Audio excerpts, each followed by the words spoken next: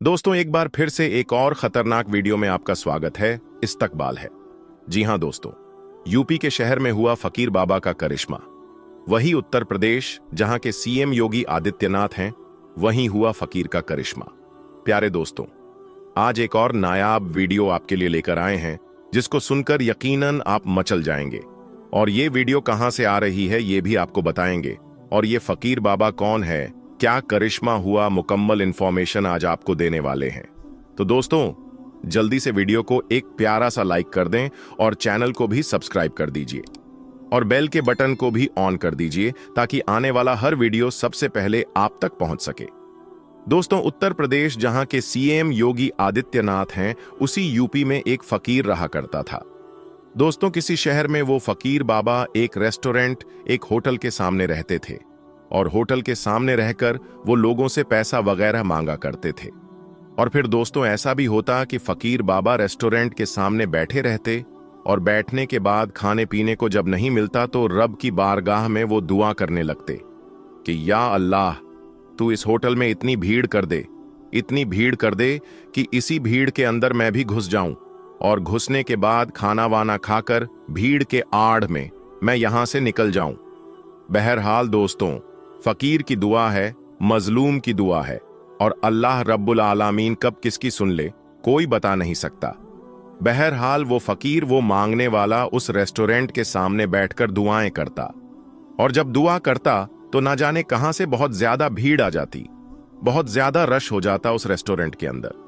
और उसी भीड़ में ये भी जो फकीर थे, वो भी रेस्टोरेंट के अंदर चले जाते, खाना खाते, और भीड़ की आड़ में ये निकलकर वहां से 9-2-11 हो जाते। इसी तरीके का मामूल चलता रहा। कुछ दिन इस तरीके से गुजर गए तो रेस्टोरेंट का एक जो वर्कर था, एक जो वेटर था, उसने इस चीज को देखा कि फलां जो फकीर है, मांगने वाला है, जो भीड़ की आड़ में अंदर घुसता है रेस्टोरेंट में, और रेस्टोरेंट में खाना खाने के बाद बगैर पैसा दिए ही वहां से निकलकर चला जाता। जब उसने कुछ दिन इस चीज को नोटिस कर लिया कि इसकी ये आदत हो गई है कि ये आता है भीड़ में, और भीड़ में ही खाना वाना खाकर ये चला जाता है, पैसा भी नहीं देता है, उसने इस बात को रेस्टोरेंट के जो मालिक था, मैनेजर था, उसको कह दिया कि हमने एक फकीर को देखा है जो रेस्टोरेंट के बाहर में ही बैठा रहता है।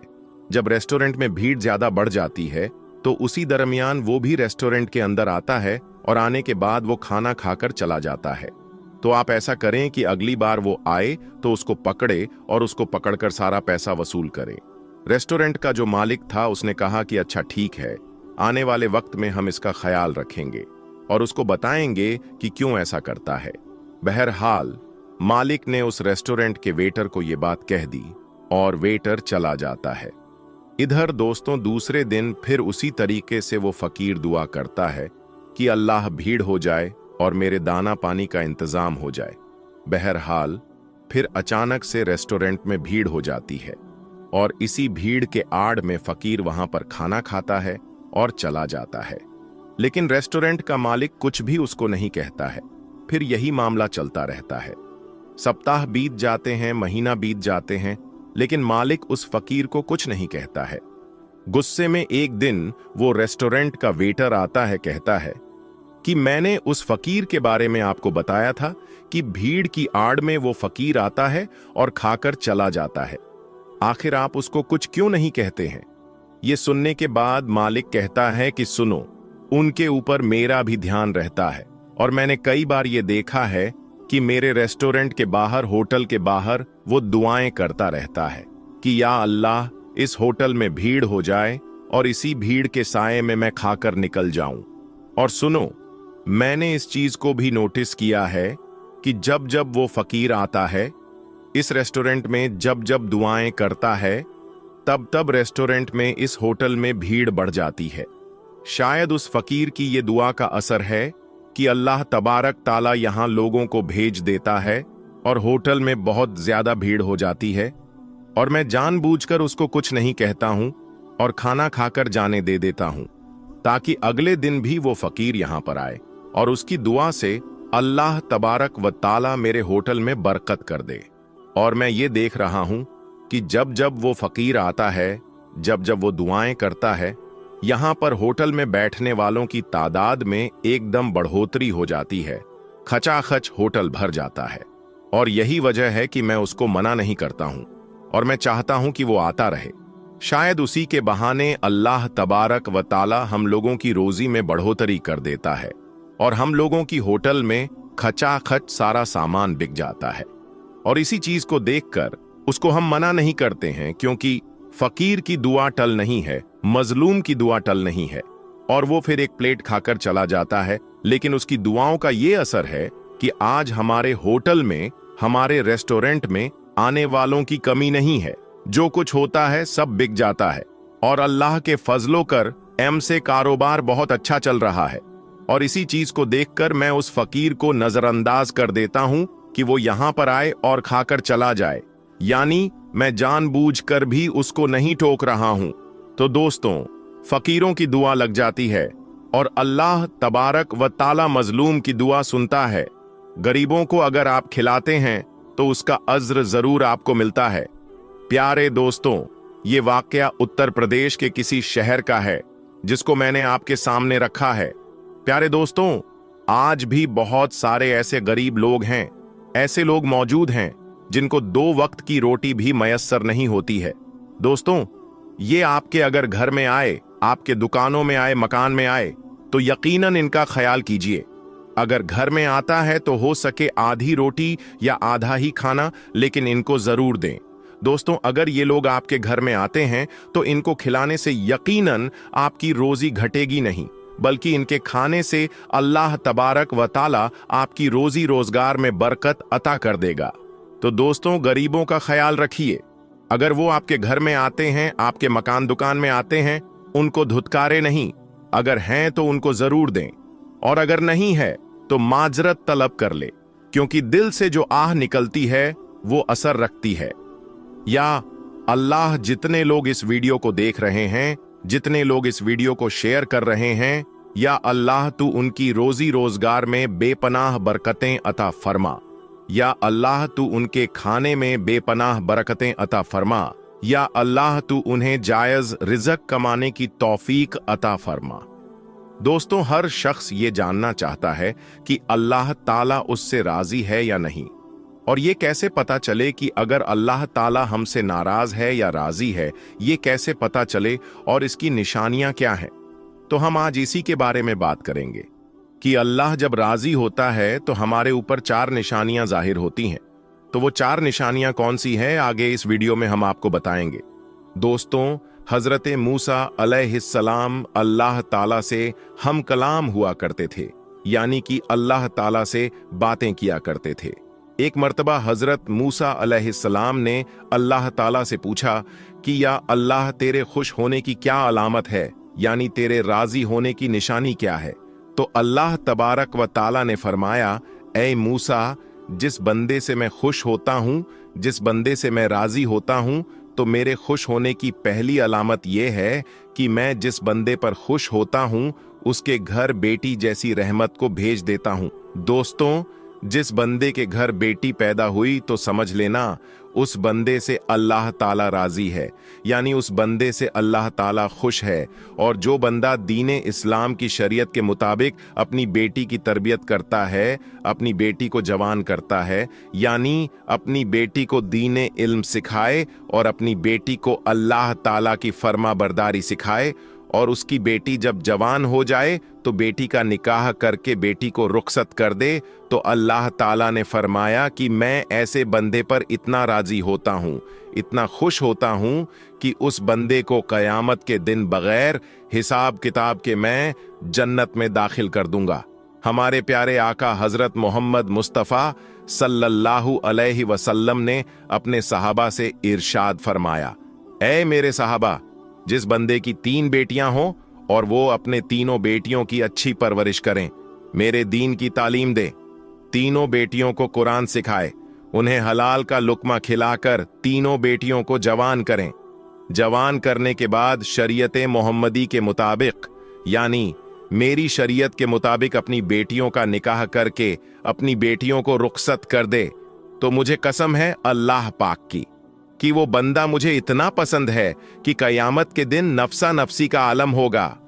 वो 3 बेटियों का बाप और मैं जन्नत में इस तरह दाखिल होंगे जिस तरह ये दोनों उंगलियां आपस में मिली हुई हैं।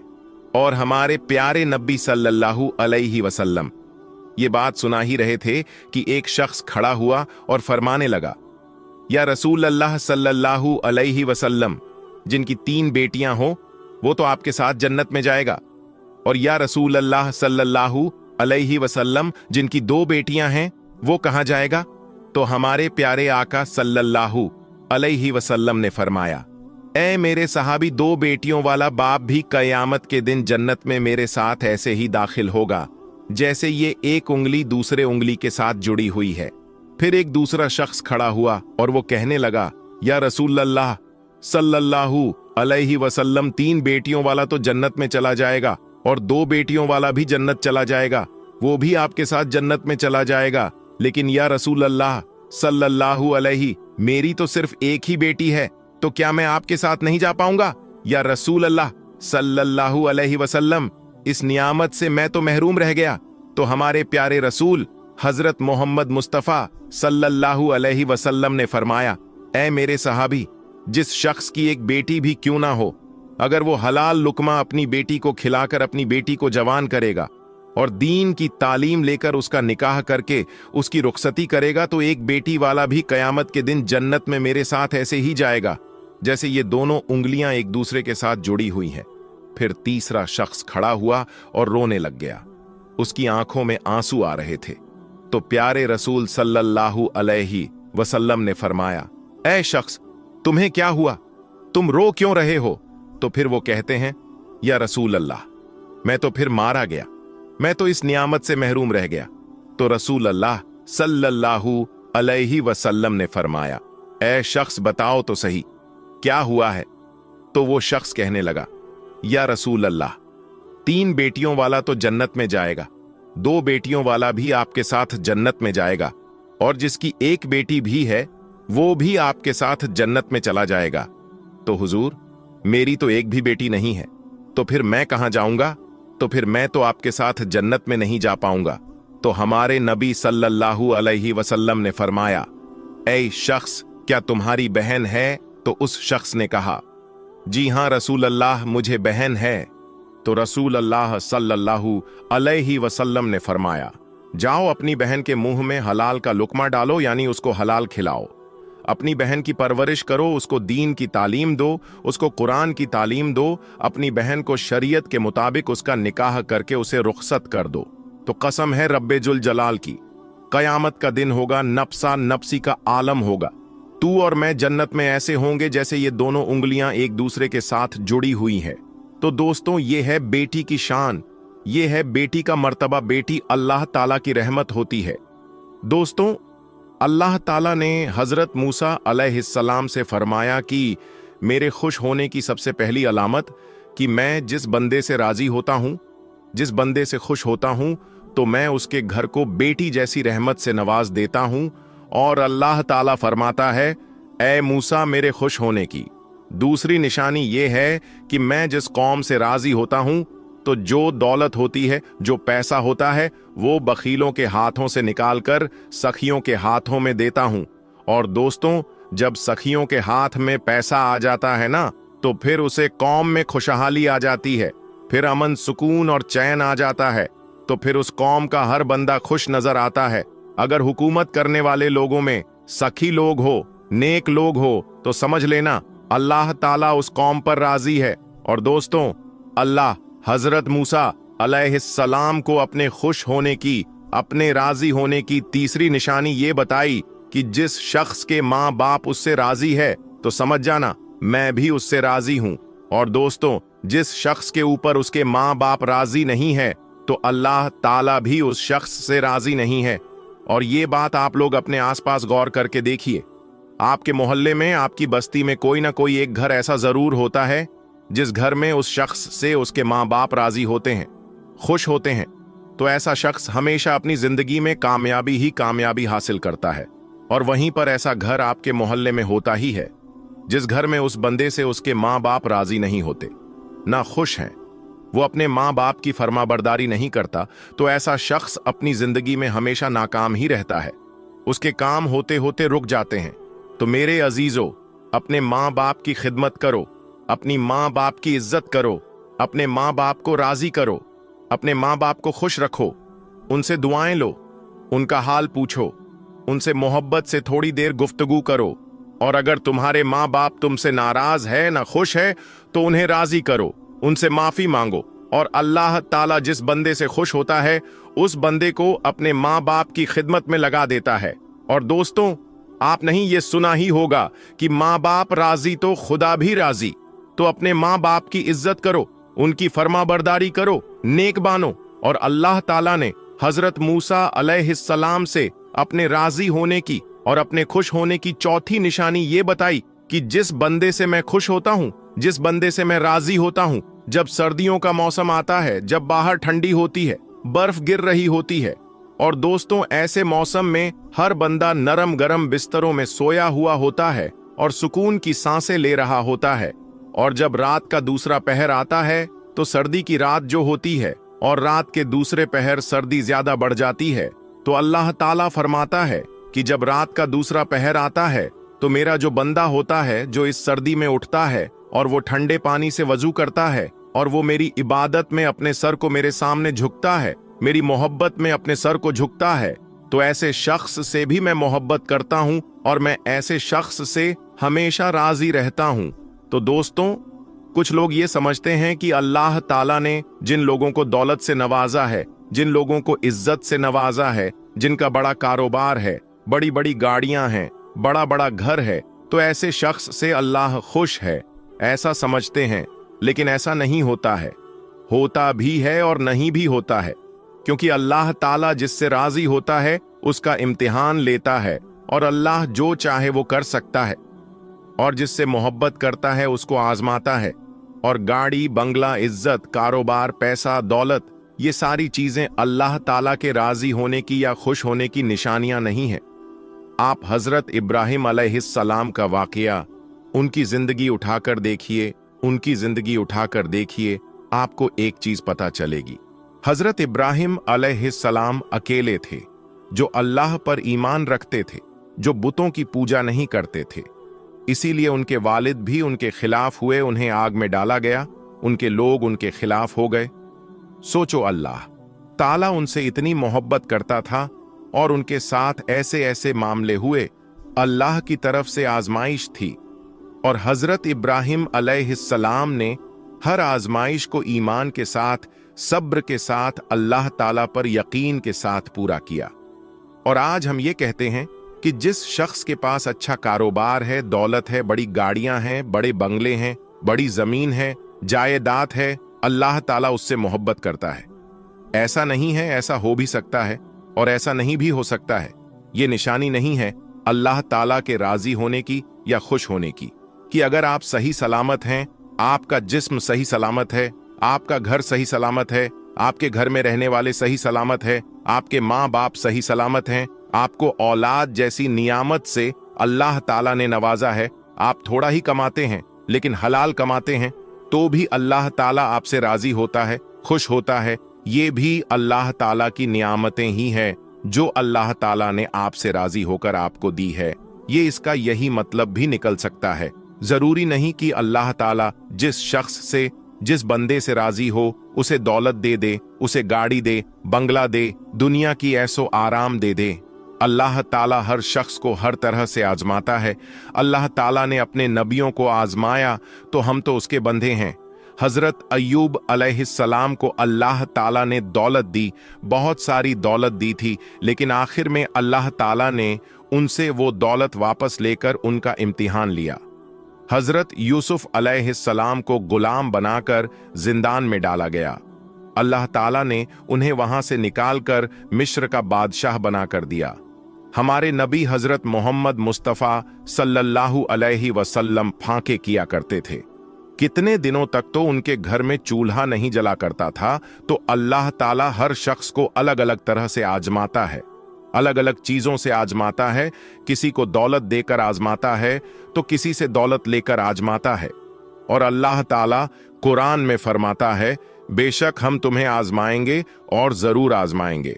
तो दोस्तों, आज की वीडियो यही थी जिसमें हमने आपको बताया कि अल्लाह ताला के राजी होने की 4 निशानियां कौन सी है, यानी अल्लाह ताला जिससे राजी होता है तो कौन सी निशानियां जाहिर होती है। तो दोस्तों, आज की इस वीडियो में बस इतना ही। हम मिलेंगे आपको अगली वीडियो में। तब तक के लिए अल्लाह हाफिज।